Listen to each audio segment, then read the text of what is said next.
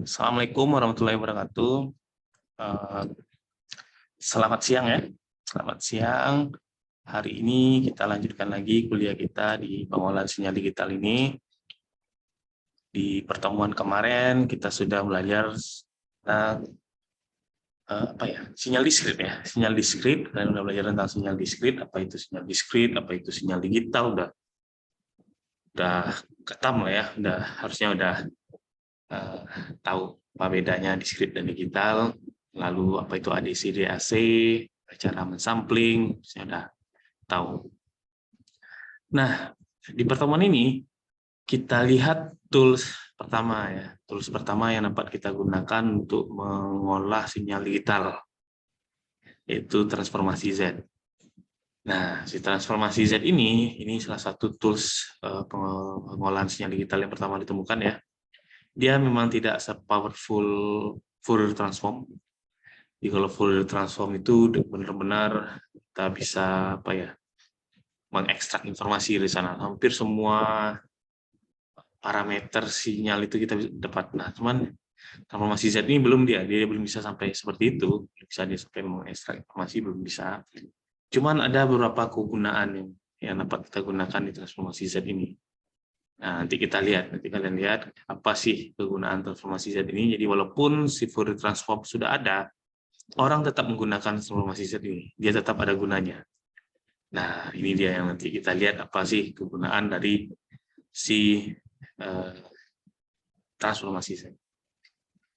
Nah, pertama kita lihat ya. Ini dia secara garis besar yang akan kita pelajari, di sinyal dan sistem 6 PSD ini. Semua ini. Jadi kalian lihat ada kuadrannya ya. Ada kuadrannya. Nah, ini ada yang ini bagian digital ya, yang atas itu digital atau diskrit, yang bawah itu analog dan kontinu. Yang X kanan itu domain waktu, yang X kiri, nah ini yang domain transformasi. Domain transformasi ini adalah tools-tools yang bisa kita gunakan untuk mengolah sinyal.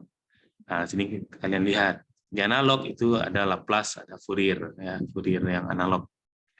Nih, udah dapat nggak ya di matematika atau matematik, rasanya ada juga dibahas sedikit nih. Lalu di atas yang kita masuk yang digital ya. Digital ini mungkin di matek emang nggak ada ya. Itu ada yang namanya domain Z, transformasi Z ya. Transformasi Z ini yang pertama, lalu ada Fourier waktu diskrit. Nanti dari transformasi Z ini kita masuk ke Fourier waktu diskrit. Ini sangat gampang sekali, tinggal kita ngubah Z-nya jadi EJ omega, udah selesai. Lalu kita masuk ke yang diskrit Fourier transform. Jadi beda dia. Fourier waktu diskrit dan diskrit Fourier transform beda dia. DFT ini beda dia. Nanti kita lihat ya. Sekarang kita fokus ke yang Z aja dulu ya. Transformasi Z. Nah, apa istilahnya gini ya. Ini dia. Di PSD ini kita main di atas saja. Yang bawah kita enggak. Judulnya aja pengolahan sinyal digital ya. Pengolahan sinyal digital. Ya, yang bawah kita main ya sampai sampling kemarin aja. Udah. Sampling menjadikannya diskrit menjadikan digital. Ini kalian udah dapat ya. Ini kalian harusnya udah nih ya, dari sini ke sini udah. Ini ke sini juga udah kemarin ya. Nah, durasi pendek ini kita nggak belajar nih kata kuliah ini. Kita pelajari lah. Nanti lah kalau kalian S2 atau S3 nanti kalian lihat apa itu durasi pendek ini. Lalu kita main di sini kan, main ke sini ya. Jadi domain Z ini. Nah, nanti kita lihat ya. Nah, sekedar intro. Nah, kita intro dulu ya. Transformasi Z ini apa? Yang tadi itu, yang gambar tadi sebenarnya udah menggambarkan ya. Jadi dia mengtransformasikan. Jadi sinyal yang di dalam bentuk diskrit atau digital itu ke dalam domain Z ya, dari domain digital atau diskrit ke domain Z. Domain Z itu apa? Dia dalam bentuk polinomial. Domain waktu dia dalam bentuk sekuensial ya, sekuensial. Artinya apa? Artinya kalau sekuensial, kalau di bahasa pemrograman itu dia dalam bentuk array. Dalam bentuk array. Jadi kalau kalian buat si sinyal apalah misalnya, sinus saja lah misalnya ya, sinus. Itu dalam bentuk array kalian buatnya kalau di bahasa pemrograman, bahasa C, bahasa bahasa apa ya, kalau di digital dalam bentuk array dia. Harus ada berapa banyak samplingnya, berapa berapa panjangnya, itu nanti dia dalam bentuk array dia. Apalagi kalau kalian pakai MATLAB, nah, itu kelihatan dia langsung. Nah, bedanya di transformasi Z kita ubah dia jadi bentuk polinomial. Nah, untuk polinomial ini dia rumus nih, rumus fungsi polinomial yang ini rumusnya ya. Kalian lihat rumusnya ada di sini. Nah, ini gampang aja nih kan. Rumusnya itu untuk menentukannya itu ya tinggal dijumlahkan dia, dikalikan Z pangkat min N lalu dijumlah semuanya. Nah, sigma ini kan dijumlah kawan-kawan integral ya, sigma ini. Nah, dijumlah semuanya. Jadi dia tidak dalam bentuk array lagi dia, dalam bentuk rumus polinomial, bilangan polinomial, fungsi polinomial. Nah, ini apa nggak tambah ribet gitu kan? Nah, kalian bertanya kan, kalau di sigma sampai tak hingga ini tambah ribet jadinya kan? Nah, nanti kita lihat ya. Jadi memang nggak semuanya bisa kita ya, proses secara matematis memang semuanya bisa lah, ini ya. Tapi secara komputasi ada nanti ceritanya setelah ini. Nah, ini rumusnya ini gampang sekali ini rumusnya. Jadi tinggal si sekuensi itu tadi dikalikan dengan Z pangkat min N ya, Z pangkat min N ya, sekuensi berapa, misalnya kalau indeksnya 0 ya dikalikan Z pangkat 0. Indeks 1 dikalikan Z pangkat min 1. Indeks kedua dikalikan Z pangkat min 2. Gampang sekali. Itu dijumlah semuanya. Jadi kita lihat contohnya ya. Nah, ini contohnya. Ini contohnya ya.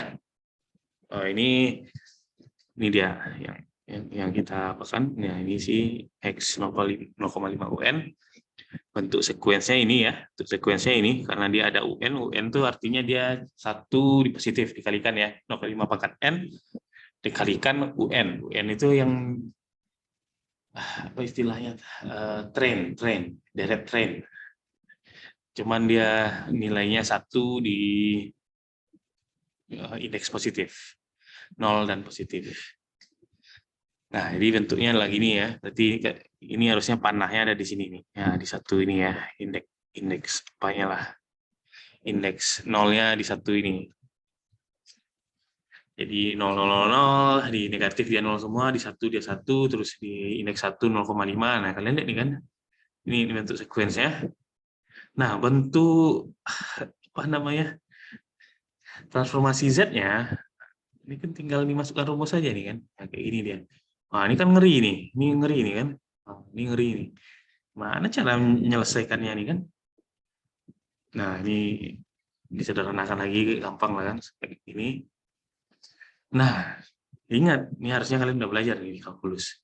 Ada yang namanya geometric series ya. Ada yang namanya geometric series. Jadi kalau seri bilangan polinomial kayak gini, kalau A-nya ini kecil, A absolutnya ya, A absolutnya ini kecil dari 1, gampang aja, ini tinggal kita 1 bagi 1 kurang A, udah selesai. Nah, inilah yang namanya convergence. Kalau di sini ya, convergence. Artinya dia bisa kita hitung. Bisa kita hitung nilai polinomial yang sampai tak hingga ini bisa kita hitung berapa hasil akhirnya. Jadi nggak perlu kita menunggu dia sampai tak hingga, nggak perlu kita mengkomputasi sampai tak hingga, itu kan sampai kiamat kan, nggak perlu. Nah, padahal kalau kita lihat XN ini ada terus nilainya, ini kan 1000 ada nilainya, 0,5 pangkat 1000 ada nilainya, 0,5 pangkat sejuta ada nilainya, ada terus nilainya kan. Nah, gimana caranya kita mengkomputasi hal tersebut kan? Nah, ternyata dengan ini, nah ini salah satu apa namanya optimasi yang kita lakukan ya, optimasi ya, pendekatan cara menghitung. Nah, dan emang ini yang ROC ini saja yang bisa kita komputasi dengan komputer. Nah, ini pentingnya di sini si transformasi Z. Pertama dia bisa membuat kita menganalisis sistem ya. Jadi kalau sinyal sebenarnya nggak masalah ya, sinyal dia sampai tak hingga ya nggak masalah. Sistem sebenarnya dia lebih ke sistem nih. Kita buat menganalisis sistem. Sistem ini mungkin nggak diimplementasikan atau enggak, gitu ya. Nah, ini sangat luar biasa ya. Ini menyederhanakan sekali ya, menyederhanakan sekali dari yang bentuknya seperti ini. Ya kita ubah jadi ini. Ini hasil akhirnya kan. Ini kan sangat sederhana sekali nih. Sederhana sekali. Nah, di sini kita jadi tahu. Nah, ini kalian lihat kan, yang ini bentuknya ini kan mirip-mirip nih. Dengan ini kan mirip-mirip ya. Mirip-mirip ya. Dengan A-nya adalah 0,5 Z-1. Nah, kita anggap aja A itu 0,5 Z-1. Jadi dia konvergen kalau si 0,5 Z-1-nya ini kecil 1. Nah, lihat yang rumus ini kan. Jadi kalau 0,5 Z-1-nya kecil 1 ya Z besarnya Z-nya besar 0,5. Ini kan inilah ya. 0,5 bagi Z. Nah, ini kecil 1 kan. Nah, kan jadi gini kan. Z pindah ruas dia kan. Z besar 0,5. Nah, ini yang si gambar yang domain Z. Domain Z itu ini adalah jari-jari lingkaran. Ini digambar biasanya dalam bentuk lingkaran.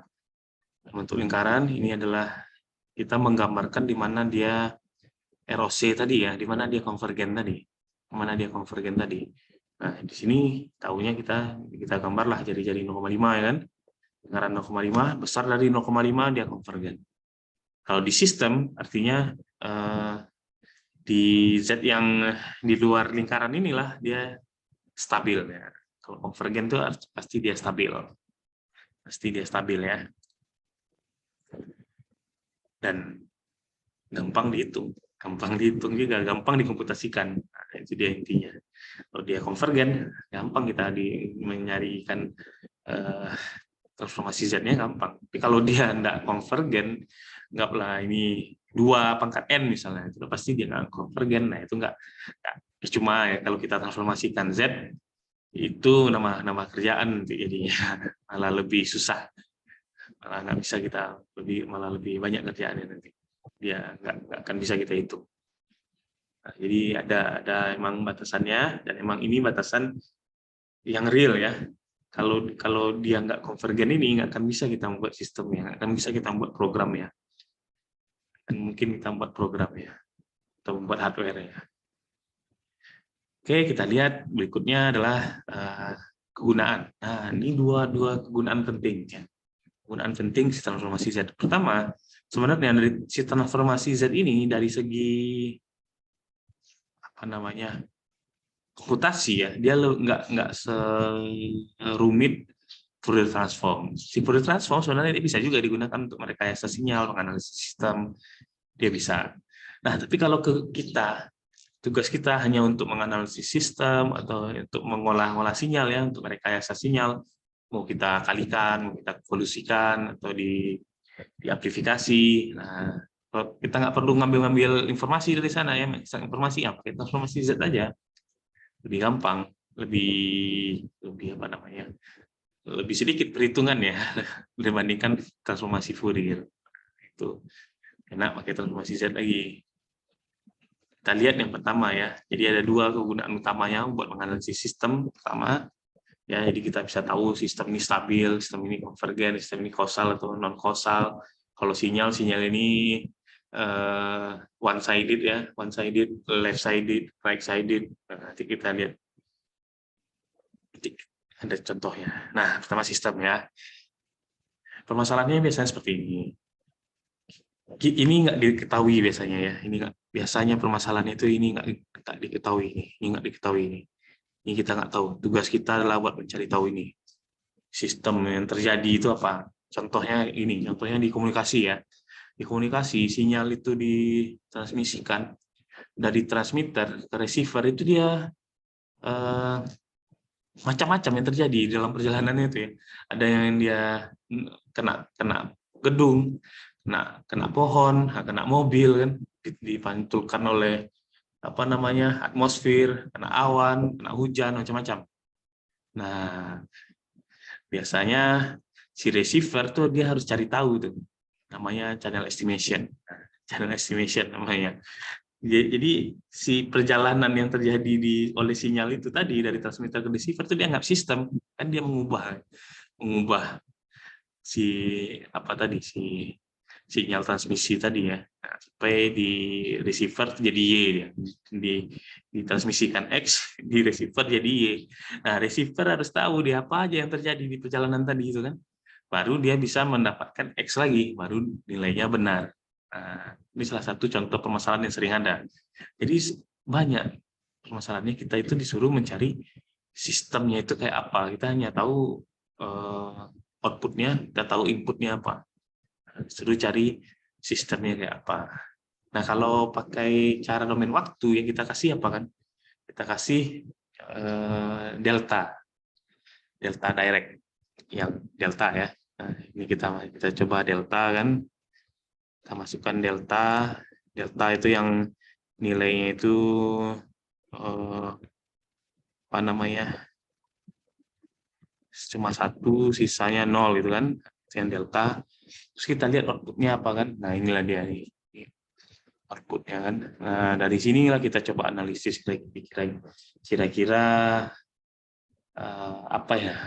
ngapain tuh sistemnya kan. Itu dia. Nah, kalau pakai domain Z gampang. Domain Z gampang ya, tinggal kita apakan aja. Si YZ ini apa dia? Bentuk domain Z ya kan. XZ ini apa? Kalau delta kan gampang, delta itu 1 dia. Nah, udah. Jadi dia, udah. Tinggal dikali-kali dibagi-bagi aja kan, dia semuanya ini dalam parameternya cuma 1 nih, Z aja. Tinggal coret aja nanti pangkatnya, udah selesai. Kita lihat contohnya. Contohnya ini ya. Contohnya ini. Nah, ini kebetulan ada dalam bentuk YN, ini bisa dirumuskan ya. Bisa dirumuskan. Suruh cari HZ YN-nya adalah ini kan, setengah YN kurang 1 tambah 2X. Nah, ini kan kita transformasi Z kan ini gampang nih kan, di domain Z-nya ini gampang sekali nih. Ini YN ini jadi YZ aja udah. YZ. Nah, ini setengah YN kurang 1 ini adalah setengah YZ Z-1 ya, Z-1 tambah 2 XZ. Nah, udah. Jadi kalau dia N-1, dia jadi Z-1. Nanti kita lihat lagi lebih detail ya, lebih detail lagi kayak apa nanti. Jadi kalian terima aja lah dulu di slide ini ya. Nanti lalu pindah ruas kan, pindah ruas. Nah, gampang sekali.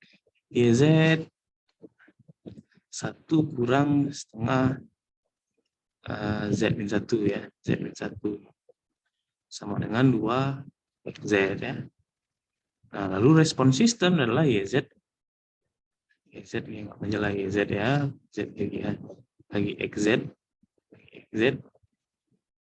Nah, ini kan sama dengan 2 bagi 1 kurang setengah Z-1. Nah, udah, ini dia responnya. Lalu kalau kita mau balikkan, gampang aja. Ini nanti bisa lihat nih, ini gampang aja, jadi ini dia. 2,5 pangkat NUN. Jadi inilah si respon dari sistemnya. Ini sangat gampang sekali. Bayangkan kalau kita tidak punya transformasi Z ya, kita kasihlah sinyal delta, lalu hitung kira-kira keluarkanlah agak berapa kan output YN-nya. Nah, kita kira-kira dari sana. Nah, agak susah buat menganalisis berapa sih HZ-nya ini. Memang sangat gampang menggunakan transformasi Z ya. Nah, lalu kita lihat yang konvergen ROC tadi ya. Jadi transformasi Z ini salah satu fitur ya, dia ada yang ROC ini. Region of convergence tadi ya. Kita bisa tahu, kita bisa gambarkan ya, kita bisa lihat di mana dia yang intinya kan di Z berapa dia yang memenuhi teorema geometri tadi ya. Nah, intinya dinilai berapa Z-nya yang ini terpenuhi. Nah, yang geometric series ini terpenuhi. Jadi bisa kita hitung ya. Intinya itu aja region of convergence itu. Nah, cuman dari sini kita bisa menganalisis sistem ini kayak apa. Sistem ini kayak apa? Pertama kita bisa tahu dia mana yang kausal, mana yang non kausal. Kalau dia besar tadi ya, yang seperti ini bentuknya, di tengah yang bolong. Nah, ini biasanya dia kausal ini. Ini kausal dia. Nah, kalau dia malah kebalikannya di tengah di yang ininya yang diarsir ya, yang diarsir ini artinya yang konvergen. Jadi anggaplah dia kecil 1 misalnya. Kalau tadi kan besar 0,5 ya. Nah, ini kebalikannya kecil 0,5 Z-nya baru dia konvergen. Nah, ini artinya dia non kausal. Kalian udah tahu kan kausal dan non kausal. Kalau kausal artinya sistem tersebut ya untuk memproses outputnya dia hanya perlu inputan yang udah ada, inputan yang udah datang. Nah, kalau non kausal artinya adalah untuk memproses output yang sekarang dia perlu data yang belum datang lagi. Itu dia non kausal. Nah, biasanya ini kita lebih minimalkan lagi ya. Jadi yang kausal aja yang bisa kita komputasi, yang kausal enggak. Lalu one sided, left sided ini sinyal sebenarnya, sinyal ya. Saya bisa tahu sistem ada juga yang one sided, left sided, double sided. Kalau one sided tadi ya kayak gini lah dia ya. Ini dia yang kausal atau non kausal tadi dia tuh one sided. Maksudnya dia antara dia kausal atau non kausal. Kausal itu kan di sebelah kiri aja, non kausal di sebelah kanan aja. Ada yang double sided dia di sebelah kiri dan sebelah kanan. Nah, kalau sinyal ya, kalau di sinyal ini artinya sinyalnya hanya ada yang indeks positif aja, ini yang hanya ada indeks yang negatif aja. Nah, kalau ini artinya kalau dia bentuk donat kayak gini, ini artinya sinyalnya itu ada yang bagian negatifnya, ada bagian positifnya. Gitu. Jadi di gambar set transformnya kita sudah tahu bentuk sinyalnya kayak apa. Lalu stabil atau nggak stabil. Nah, ini jelas ya. Jadi yang diarsir ini yang ROC udah pasti dia stabil. Yang kita mencari ROC itu artinya mencari sistem yang stabil, sinyal yang stabil juga. Yang diarsir inilah ya yang stabilnya ya. Nah, ini stabil, yang diarsir ini stabil. Kalau di Z-nya di luar yang diarsir itu dia nggak stabil. Nah, ini dia salah satu kegunaan dari transformasi Z. Jadi untuk menganalisis sistem, paling utamanya dia untuk menganalisis sistem. Pertama kita bisa tahu gampang sekali cara respon dari sistem itu ya. Kita tahu bagaimana menentukan respon dari sistem, gampang sekali. Lalu kita tahu sistem itu kausal, non kausal, stabil, left sided, right sided, double sided, bisa tahu ya. Cuman kalau left sided, double sided ini mungkin bukan ke sistem ya. Left sided, one sided, double sided ini lebih ke sinyal, lebih ke sinyal sebenarnya.